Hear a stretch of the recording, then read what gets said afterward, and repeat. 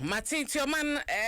Komana Odi awie ya no dey break the bokata eka ho asem ya omampani HS be man na oba ne oba omonna ne omompena twe ani ade a ho komo be sorry no mampani kire se enya semuhia ade eda pro so pa Ghana fo hia se yenso ano so man ya yetimu basic needs keke se suku adan ensu aduane ne ade krompo no eyo man ne den enti no sa gege sem no ewo mu se wo ho aye ka ho asem de enyo man ne priority yasem hia se gidigidi na hoden so no ene ye de ekwa akwhwe sa asem na ka nso ne civil society se hia ena wo den sem we tudwa nyame yadom a se ai se fuel nso man o kira ye first April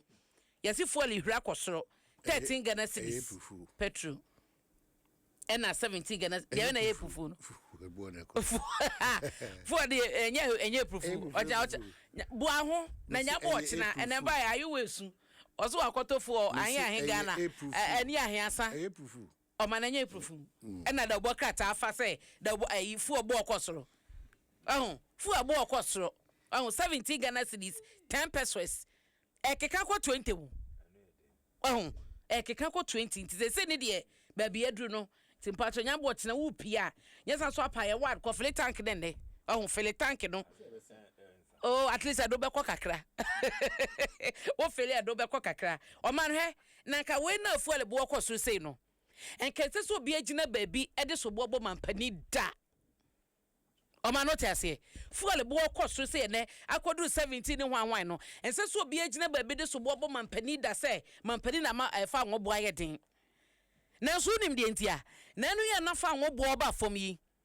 NDC communicators ni aban mu mpanyifo bi so yo mampani sa no adwuma na fuel aba fom enti abaso be wo wiase nyina Ghana fom fa mo mampani John Dramani Mahama enti se ekọ so a oni obi nso beka se ne na owo so mo de sobo no ebo mampani se won na mafuo no ekọ soro na so man ye nyina ye nim se fuo beba fom anasa bekọ soro a enyo mampani sa no adwuma eye wiase adwaman so enti ne Iraq ni Iran ene Israel ni US ntokọ mokun amafo ne bo okọsoro no omampani do betu se bia etu bia da so no ene obeye fi ho na so mampani ayi sa to na fi ho no ma ontumentifo no so ma ne nya yie sasa wiase adwaman so ne bo okọsoro enti oman ye na eto da bia enyema ni bi wo ho no ma ka meyem ne makoma mu pa de a ensase de ya manyosem esa se mampani bia tumi nkyere wo se ba ye se boy de dia eto amodi atoto so mu yeyi free so enti se nanu ya no mode sa di 11 ne ba ye no enti efa se 17 a ekoyi yeyi one free so krampo no man still eda 16 eye diesel no se petrol 13 yi ye se yeyi sa one se nanu ya mode beto so free so a still na eda 12 e wo soro enyo mampani na ye wiase adwaman so na so the fact say eso ti a yenfa fans mampani de ekoso so mampani na ebebo no so bo until say politicians na kasa e de petrol fa ho ho asem e be gyae manyosem ye no oman ye mfiri sa ba bi agina yi da so man nya politics a omudi fuel ye e na ban papa ba e na fuel kofom obi abo mpa sa ban bia ba obesa sidi because yenso ye pa hoto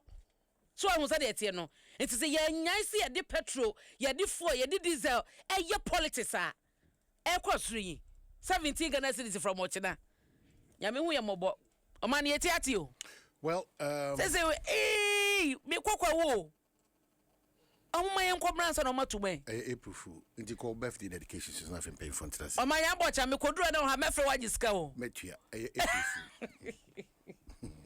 17 Ghana cedis. But you've given a good commentary. Yenyai amanyos my dear. Yeah, the fuel ho asemo ye no man because enye mampani bia ho odim so obekire ebo a adwaman so yemfa enye etise kokoo de na ba ya na ye kan. O ma wate ase. We don't determine kokoo bo, we don't determine fuel bo. It is a kwa form na eba kwa form wa breso. It wo de je fans a ene kwosoro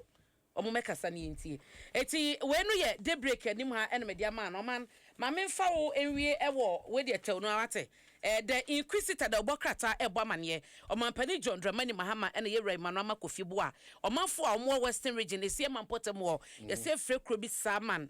hope say my chakro ni din ye yesi galamse a ekoso ho nya de ketwa omanfo no so muntumi omadidi a yesi Adom